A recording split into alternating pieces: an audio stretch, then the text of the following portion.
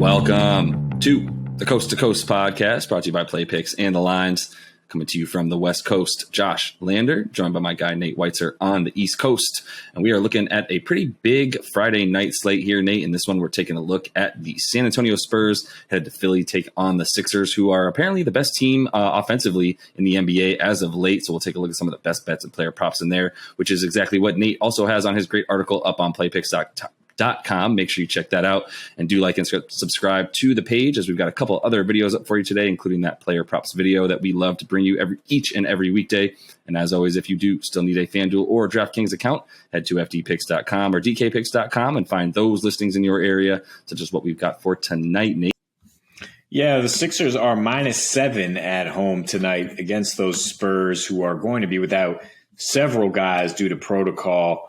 We'll break down that list for you in a second, but looking at the other 6 games on this appealing Friday night slate, a lot of games to watch. I mean, leading with this Bucks +4 at Nets game. The Nets will, of course, not have Kyrie Irving because it's a home game at this point. And Giannis is expected to return for the Bucks after missing one game with a non-COVID illness. The Wolves with Cat and Russell back are -5 at the Thunder. They just beat the Thunder in Minnesota 2 nights ago.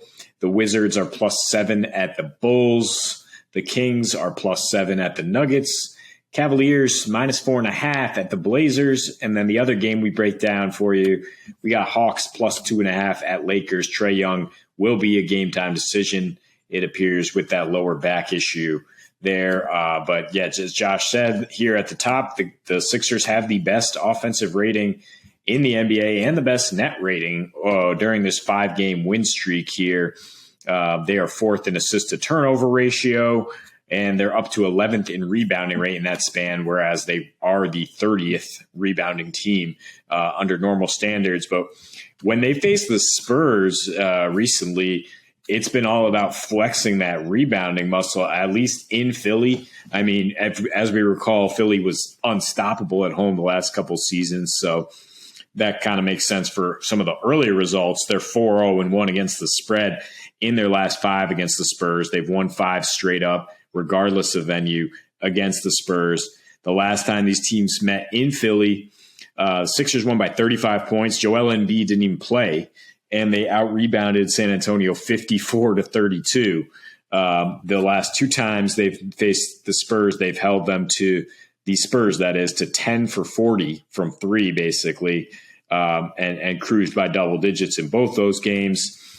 Now, the Spurs are struggling to rebound recently, 26th in rebounding rate over their last 8 road games.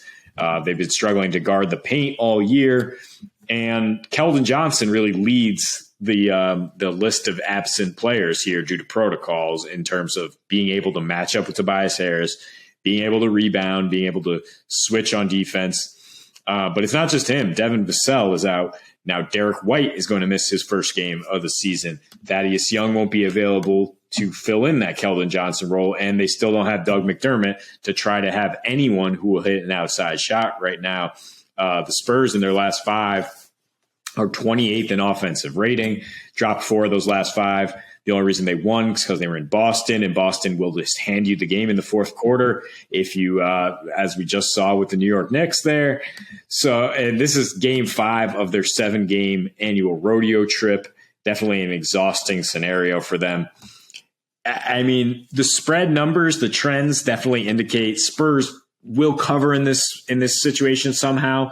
They won't win, but they'll cover. They're 9-17 as underdogs, but 15-11 against the spread. And it's the opposite with the Sixers, 13-6 as a favorite, but below 500 against the spread in those situations.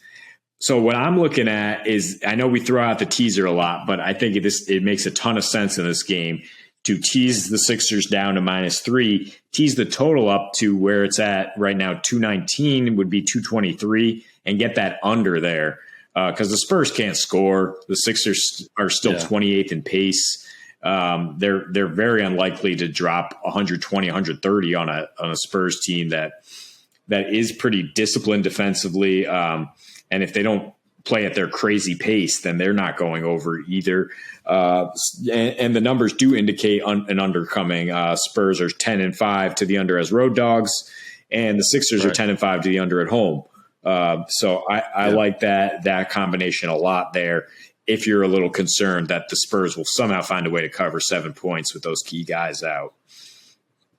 Yeah, I'm not that concerned. I mean, you talk about the ways that San Antonio wins this game without all those guys playing that you mentioned, which are crucial to an offense that has been, pretty stagnant as of late, especially Vassell and White, really specifically in terms of 3-point shooters. I know McDermott also is a guy who spreads the floor, but you talk about Derek White and Vassell as guys who can also kind of come off the dribble if you try to close out on them.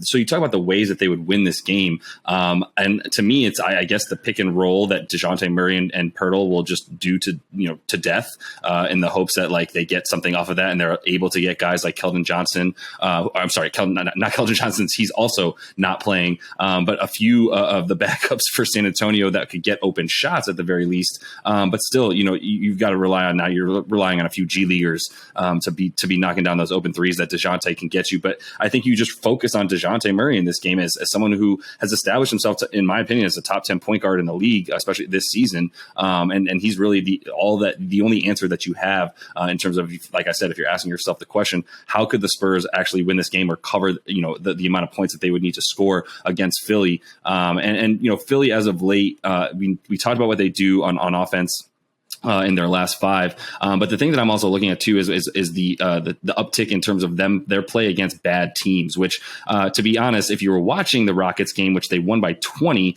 the Rockets were actually winning at halftime. That was a tough game. Orlando Magic was the same concept. They were winning in the second quarter and actually had a lead in the third as well, and the fourth rather, until the Philly had come back from that one.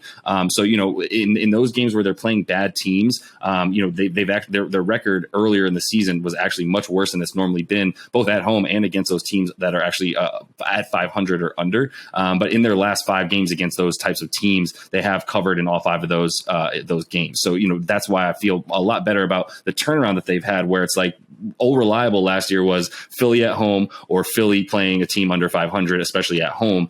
This year hasn't quite been the case, and now we're seeing a lot more of that. And part of that is Joel Embiid. And right now as we're recording this, I would love to be able to talk about some player performance doubles for him to win this game. This is right in that wheelhouse that I love, where it's about 6 to 8 points. So the money line's still around 250, 300, minus 250, 300, which means if you hit those player performance doubles where you need Joel to get 30 points in a win, let's say, you can get that that money up to about almost maybe plus 200. Or if it's available, something even around 25 points for Joel in a win, even if that gets you, let's say, minus 120, for instance, I would still like that money line bet and not need to get all those points, just because of the fact that there is the possibility, once again, that DeJounte Murray's, is pick and rolling you to death. And then, you're relying on Philly to come out of a lull in the early parts of the game that they've been showing as of late, which is why, these games have been going over for them, as of late, I think, is because of those lulls, even against a team like the Orlando Magic, who were able to score 106 on them, or, even before that, the Rockets, who, played a fast pace, 113 against them,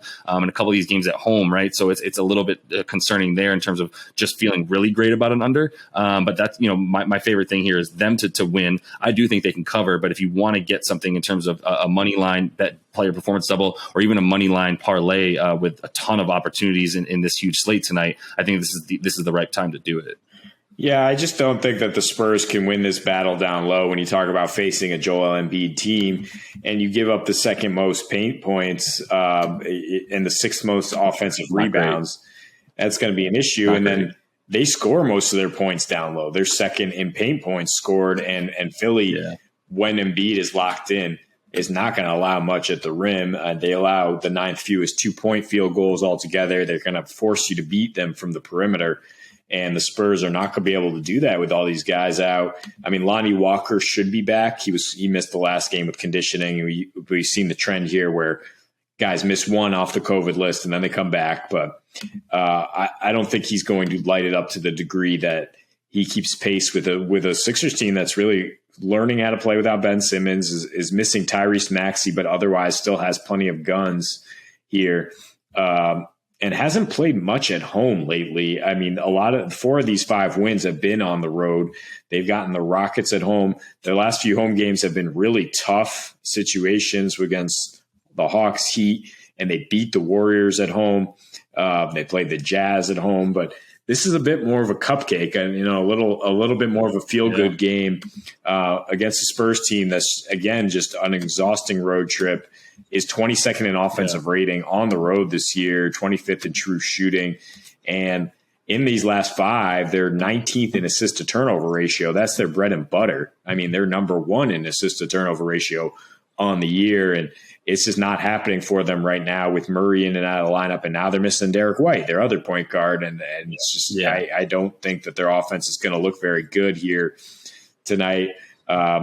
So I would consider the under on their team total, along with really just that teaser though to get the Sixers down a little bit and get the under up a little bit.